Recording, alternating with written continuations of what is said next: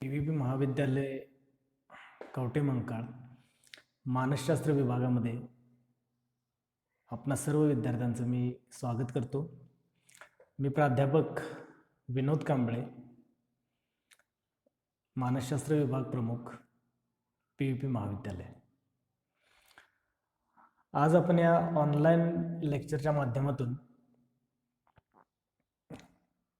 अपसामान्य वर्तन किंवा मनोविकृतीशास्त्र या विषयाचा सिलेबस काय आहे तो पाहणार आहोत. तत्पूर्वी मी तुम्हाला आपण स्पेशलायझेशन म्हणून मानसशास्त्र हा विषय घेतल्याबद्दल सर्वांचं अभिनंदन करतो. आता तुम्ही TYBAला ॲडमिशन घेतलेलं आहे आणि ह्या TYBAला तुम्ही स्पेशल म्हणून सायकोलॉजी हा विषय ठेवलेला आहे. आता हा विषय ठेवला असल्या कारणानं या विषयाबद्दलची जी माहिती आहे ती थोडक्यात तुम्हाला मी सांगतोय, किंवा या विषयाचे किती पेपर असतील ते तुम्हाला मी सुरुवातीला सांगतोय. तर या 5व्या सेमिस्टरमध्ये आपल्याला सायकोलॉजी विषयाचे एकूण 5 पेपर असतील. आता या 5 पैकी 4 पेपर जे असणार आहेत ते थेअरीचे पेपर असणार आहेत आणि एक पेपर जो असणार आहे तो प्रॅक्टिकलचा असणार आहे. मग आता हे जे 4 पेपर आहेत ते 4 पेपर कुठले कुठले आहेत, तर त्यातला जो पहिला पेपर असणार आहे तो म्हणजे बोधनिक मानसशास्त्र किंवा बोधात्मक मानसशास्त्र, त्यालाच इंग्लिशमध्ये आपण कॉग्निटिव्ह सायकोलॉजी असं म्हणतो. त्यानंतरचा दुसरा जो पेपर असणार आहे तो असणार आहे आंतरसांस्कृतिक मानसशास्त्र, त्याला इंग्लिशमध्ये म्हटलं जाते क्रॉस कल्चरल सायकोलॉजी. त्यानंतरचा तिसरा पेपर जो असणार आहे तो म्हणजे मनोविकृती शास्त्र, त्यालाच इंग्लिशमध्ये आपण म्हणतोय सायकोपॅथॉलॉजी. आणि चौथा पेपर जो थेअरीचा असणार आहे तो म्हणजे मानसशास्त्रातील सद्यकालीन प्रवाह, म्हणजेच त्याला इंग्लिशमध्ये नाव आहे रिसेंट ट्रेंड्स इन सायकोलॉजी. तर असे हे 4 थेअरीचे पेपर असणार आहेत आणि 5वा जो पेपर असणार आहे तो म्हणजे प्रॅक्टिकलचा असणार आहे. आता हे 5 पेपरची नावं तुम्हाला मी सांगितल्यानंतर मी जे पेपर शिकवतोय ते 2 पेपर शिकवणार आहे. एक म्हणजे आंतरसांस्कृतिक मानसशास्त्र आणि पुढचा म्हणजे मनोविकृतीशास्त्र. हे 2 पेपर मी शिकवतोय. त्याचबरोबरीनं प्रॅक्टिकलचा पेपर देखील मी घेणार आहे. तर या 3 पैकी मी सुरुवातीला आज तुम्हाला मनोविकृतीशास्त्राची ओळख या पेपरचा जो सिलेबस आहे तो सिलेबस मी तुमच्यासमोर मांडणार आहे. तो तुम्ही व्यवस्थित ऐकून घ्यायचा आहे, समजून घ्यायचा आहे. तर हा सिलेबस नेमका काय आहे, तर ही तुमची 5वी सेमिस्टर आहे आणि या 5व्या सेमिस्टरला हा पेपर नंबर 9 आहे. पेपर नंबर 9 आहे आणि या पेपरचं नाव आहे इंट्रोडक्शन टू सायकोपॅथॉलॉजी, म्हणजेच काय तर मनोविकृतीशास्त्राची ओळख. तर आता हा जो सिलेबस आहे हा सिलेबस कुठनं घेतलेला आहे, तर इथं तुमच्या स्क्रीनवर तुम्हाला एक पुस्तक दिसते, पुस्तकाचं कव्हर पेज दिसते. तर त्या पुस्तकाचं नाव आहे ॲबनॉर्मल सायकोलॉजी. Abnormal psychology. आणि हे पुस्तक कुणी लिहिलेलं आहे, तर तिथं त्या लेखकांची नावं तुम्हाला दिलेली आहेत बघा. जेम्स बुचर, जिल हुले, सुसान मिनेका. ठीक आहे. तर हे 3 लेखक आहेत आणि या 3 लेखकांनी हे पुस्तक लिहिलेलं आहे. पियर्सन पब्लिकेशनमध्ये ते पब्लिश केलेलं आहे आणि ह्या पुस्तकाची ही 17वी आवृत्ती आहे. 17E उजव्या कोपऱ्यात तुम्हाला दिसेल तिथं 17E लिहिलेलं आहे, म्हणजे ही 17वी आवृत्ती या पुस्तकाची आहे. आणि हे पुस्तक तुम्हाला सिलेबसला लावलेलं आहे. म्हणजे ह्या मनोविकृतीशास्त्राची ओळख हा जो तुमचा पेपर आहे या पेपरसाठी हे इंग्लिश पुस्तक लावलेलं आहे आणि हे इंग्लिश मूळ पुस्तक आहे, रीडिंग बुक आहे. आणि ह्या रीडिंग बुकमधला जो कंटेंट आहे तो कंटेंट आपल्याला या सिलेबसमध्ये सगळा आहे. मग या पुस्तकाच्या आधारेच तुम्हाला सर्व या पेपरची माहिती तुम्हाला दिली जाणार आहे. तर मग आता या पेपरची ओळख करून घेत असताना किंवा हे मनोविकृतीशास्त्राची ओळख करून घेत असताना याचा सिलेबस नेमका काय आहे, तर हा सिलेबस पहिल्यांदा आपण बघायचा आहे. तर यामध्ये आपल्याला या सिलेबसमध्ये 4 मॉड्यूल आहेत, म्हणजेच 4 टॉपिक आपल्याला बघायचे आहेत. आता हे 4 मॉड्यूल कुठले कुठले आहेत, हे 4 टॉपिक कुठले कुठले आहेत, तर ते तुम्हाला मी दाखवतो, म्हणजे तुमच्या लक्षात येईल की हे नेमकं कसं आहे किंवा याची विभागणी जी आहे ती कशी नेमकी केलेली आहे ती.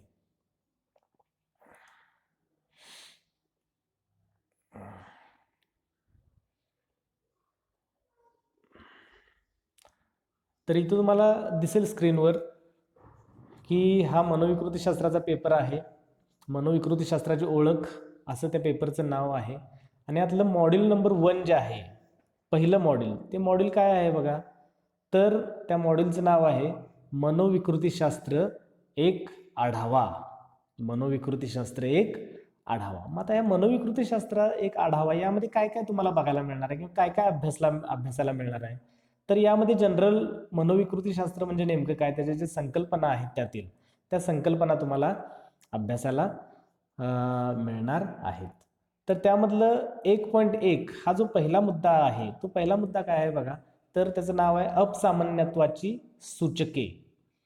अपसामान्यत्वाची सूचके. आता मुळात मनोविकृतीशास्त्र हा जो पेपर आहे, हा पेपर कशाचा अभ्यास करतोय, तर यामध्ये व्यक्तीच्या वर्तनामध्ये जी बिघाड झालेले असतात आणि व्यक्तीचं जे वर्तन आहे ते अपसामान्य जर झालं असेल, तर अशा अपसामान्य वर्तनाचा अभ्यास करणारं शास्त्र म्हणजे हे मनोविकृतीशास्त्र आहे. किंवा ज्या व्यक्तीच्या मानसिक समस्या आहेत, तर त्या मानसिक समस्या अभ्यासण्याचं जे शास्त्र आहे, मानसशास्त्र जे आहे, त्यालाच काय म्हटलं जातं, मनोविकृतीशास्त्र असं म्हटलं. तर यातलं पहिलं मॉड्यूल जे आहे ते आपण पहिल्यांदा बघतोय. त्यातलं 1 पॉईंट मनोविकृतीशास्त्र एक आढावा, त्यामधलं 1.1 मुद्दा आहे अपसामान्यत्वाची सूचके. म्हणजेच काय, अपसामान्य वर्तनाची सूचक चिन्ह कुठले कुठले आहेत. म्हणजे एखादं वर्तन सामान्य आहे की एखादं वर्तन अपसामान्य आहे, हे कसं ओळखायचं. मग सामान्य वर्तन ओळखण्यासाठी आपल्याला जशी सूचक चिन्ह असतात तसे त्याचे क्यूज असतात, तसंच आपल्याला अपसामान्य वर्तन कसं ओळखायचं, त्याची काही सूचक चिन्ह असतात आणि त्या सूचक चिन्हांच्या आधारे आपण ओळखू शकतोय की बाबा हे व्यक्तीचं वर्तन जे आहे ते वर्तन अपसामान्य आहे. आणि मग असं अपसामान्य वर्तन ओळखणं, त्या अपसामान्य वर्तनाची कारणं शोधणं आणि त्या अपसामान्य वर्तनावर उपचार करणं, हेच मनोविकृतीशास्त्राचं काम आहे असं आपल्याला म्हणता येऊ शकतं. तर ह्या अपसामान्य वर्तनाच्या सूचकांमध्ये कुठली कुठली सूचकं बघायची आहेत आपल्याला, तर त्यातलं पहिलं सूचक बघायचं आहे व्यक्तिनिष्ठ किंवा व्यक्तिगत त्रास. व्यक्तिनिष्ठ किंवा व्यक्तिगत त्रास. आता हे सगळे मुद्दे आपण ज्यावेळेला प्रत्यक्ष सिलेबस शिकवायला सुरू करणार आहोत त्यावेळेला आपण बघायचं आहे. पण इथं थोडक्यात तुमच्या एक पार्श्वभूमी लक्षात यावी यासाठी तुम्हाला पुन्हा मी सांगतोय की इथं व्यक्तिगत त्रास म्हणजे काय, तर एखाद्या व्यक्तीला काहीतरी त्रास होत असेल तर त्या व्यक्तीचं वर्तन अपसामान्य आहे. आणि अशा त्रासातून झालेलं जे वर्तन आहे ते त्रासातून झालेलं वर्तन म्हणजेच अपसामान्य वर्तन होय, असं देखील आपल्याला म्हणता येऊ शकतं. त्यानंतर दुसरा जो मुद्दा आहे तो म्हणजे विषमायोजन. म्हणजेच काय की जे वर्तन विषमायोजित आहे, म्हणजे जे वर्तन समायोजित नाही किंवा दुसऱ्याशी जुळवून घेता न येणारं असं वर्तन जे आहे, तर त्या वर्तनाला आपण अपसामान्य वर्तन असं म्हणतोय, असं देखील आपल्याला म्हणता येईल. त्यानंतर तिसरा मुद्दा आहे सांख्यिकीय विचलन.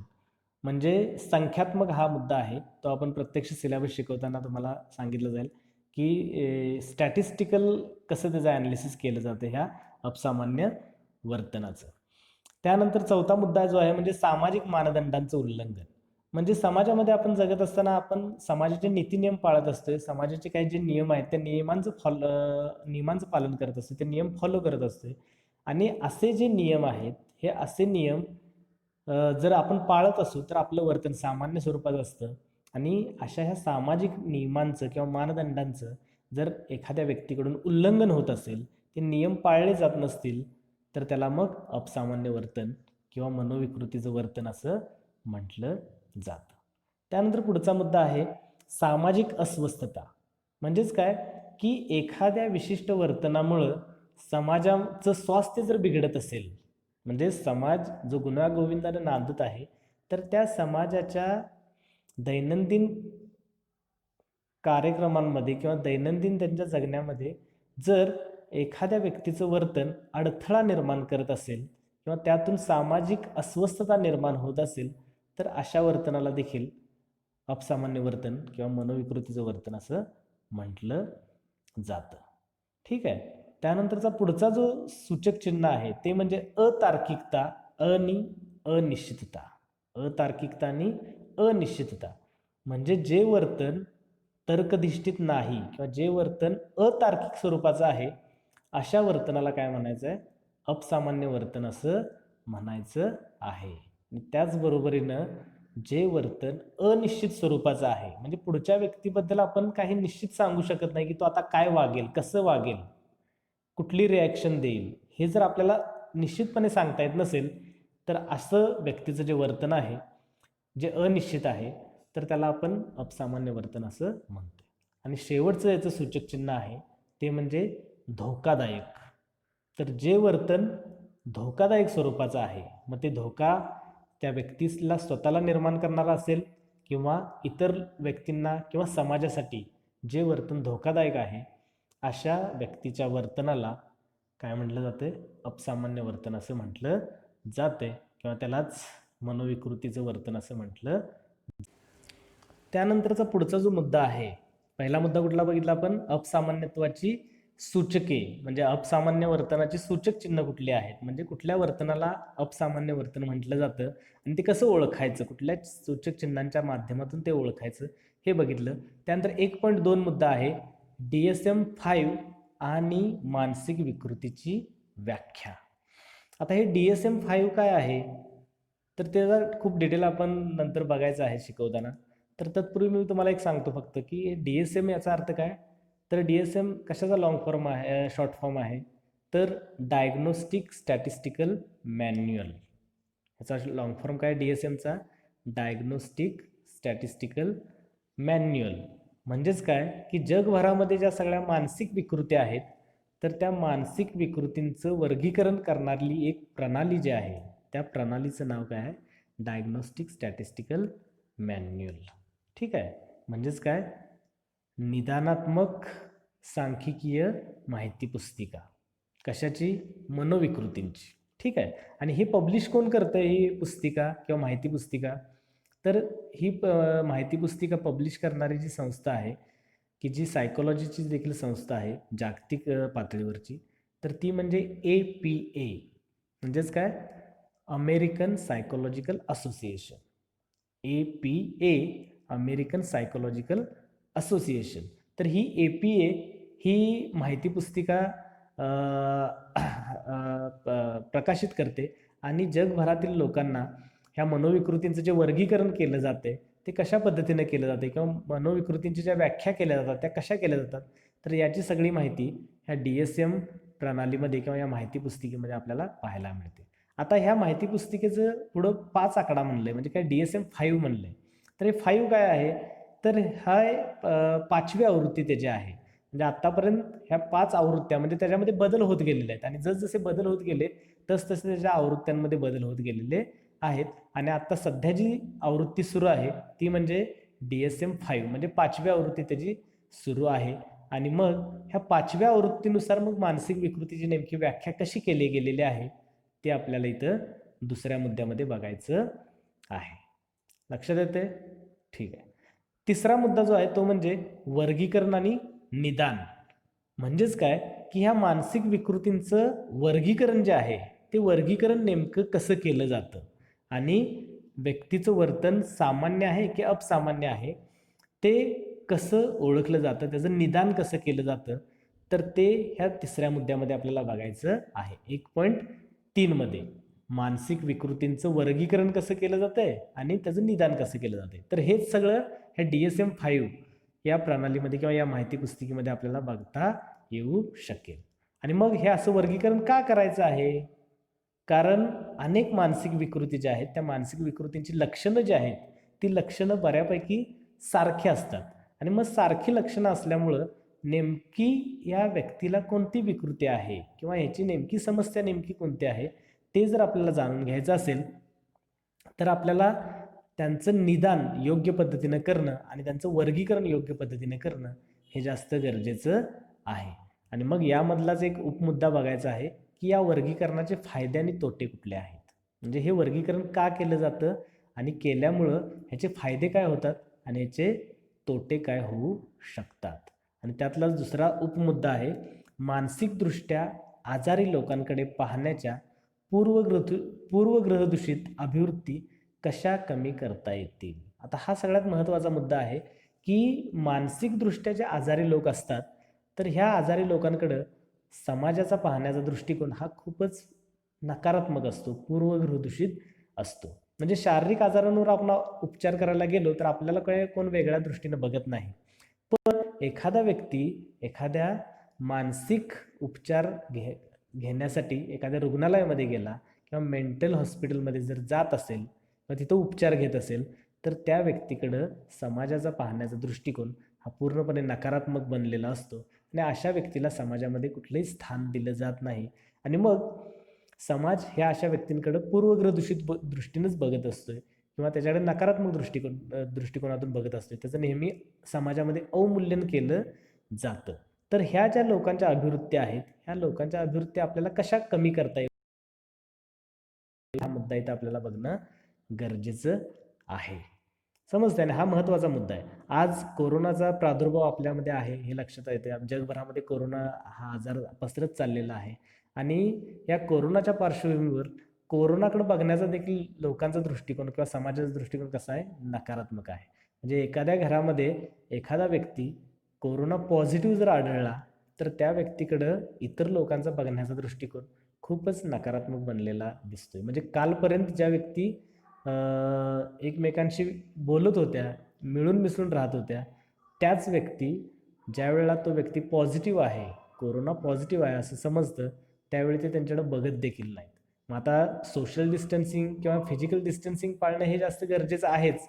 पण तुम्ही फोनवर कॉन्टॅक्ट करू शकताय, फोनवरनं त्याच्याशी संवाद साधू शकताय, बोलू शकताय. पण तसं देखील होताना दिसत नाही. एकमेकाकडे पाहिलं देखील जात नाही. तर इतक्या अशा चुकीच्या पद्धतीने किंवा नकारात्मक पद्धतीनं ह्या कोरोनाकडे देखील पाहिलं जाते. त्याच पद्धतीने मानसिक विकृतीकडे देखील पाहिलं जाते असं आपल्याला दिसेल. ठीक आहे. आणि त्यानंतर शेवटचा ह्या टॉपिकचा मुद्दा आहे 1.4 मानसिक विकृती किती सामान्य आहेत. म्हणजेच काय, तर मानसिक विकृतीग्रस्त एखादा जर व्यक्ती असेल तर तो सामान्यांपेक्षा खूपच वेगळा असतो का हो? तर तो सामान्यांपेक्षा वेगळा असतो का हो? तर नाही. तर तो सामान्यांपेक्षा वेगळा असत नाही. तर तो सामान्यांसारखाच असतो, फक्त त्याच्यामध्ये थोडी वेगळी लक्षणं असतात की लक्षणं कोणती आहेत ते आपल्याला नंतर बघायचंच आहे. मग ही मानसिक विकृती किती सामान्य आहेत या मुद्द्यामध्ये आपल्याला उपमुद्दे बघायचे आहेत की याची व्याप्ती आणि प्रादुर्भाव किती आहे. म्हणजे मानसिक विकृतींची व्याप्ती किती आहे किंवा त्याचा प्रादुर्भाव जो आहे तो कुठंपर्यंत आहे, किती प्रमाणात आहे ते आपल्याला बघायचं आहे. त्याचबरोबरीनं मानसिक विकृतींच्या व्याप्तीचा अंदाज कसा केला जातो किंवा ती व्याप्ती किती वाढणार आहे किंवा कमी होणार आहे कसं अंदाज केला जातो ते बघायचं आहे. त्यानंतर विकृतीचे जागतिक ओझे कसे आहे, म्हणजे जगभरामध्ये या विकृतीचं प्रमाण किती आहे ते देखील बघायचं आहे. त्याचबरोबरीनं या मानसिक विकृतींवर उपचार कसे केले जातात ते देखील बघायचं आहे. आणि मानसिक आरोग्यातील व्यवसाय म्हणजे ह्या मानसिक आरोग्य क्षेत्रामध्ये किंवा मानसशास्त्रीय ह्या ज्या विकृती आहेत त्या विकृतींवर उपचार करण्यासाठी कोणकोणत्या व्यवसायातले लोक यामध्ये सहभागी असतात तर ते व्यवसाय देखील बघायचे आहेत, जेणेकरून तुम्हाला पुढच्या करिअरच्या दृष्टीने देखील ते महत्त्वाचं आहे आणि तुम्ही या व्यवसायांमध्ये तुमचं स्वतःचं करिअर करू शकताय. आणि मग हे व्यवसाय कुठले कुठले आहेत ते देखील आपल्याला इथं बघायचं आहे. तर अशा प्रकारे आपल्याला मनोविकृतीशास्त्राच्या या पहिल्या मॉड्यूलमध्ये पहिल्या टॉपिकमध्ये मनोविकृतीशास्त्राबद्दलची एक सर्वसामान्य माहिती किंवा जनरल आयडिया, एक आढावा त्याचा घ्यायचा आहे आपल्याला. आणि यामध्ये मनोविकृतीशास्त्राची ओळख तुम्हाला पहिल्या टॉपिकमध्ये करून दिली जाणार आहे. तर यामध्ये 4 मुद्दे आहेत, लक्षात घ्या. पहिल्या टॉपिकमध्ये एक म्हणजे अपसामान्यत्वाचे सूचक चिन्ह कुठली कुठली आहेत ती. दुसरा मुद्दा आहे DSM-5 आणि मानसिक विकृतीची व्याख्या. तिसरा मुद्दा आहे 1.3 ह्या मानसिक विकृतींचं वर्गीकरण कसं केलं जातं आणि निदान कसं केलं जातं. आणि 1.4 मुद्दा आहे मानसिक विकृती किती सामान्य आहेत. ठीक आहे. तर अशा प्रकारे या 4 मुद्द्यांमधला हा पहिला टॉपिक आहे. यानंतरचा टॉपिक आपण पुढच्या व्हिडिओमध्ये बघणार आहे. थँक्यू.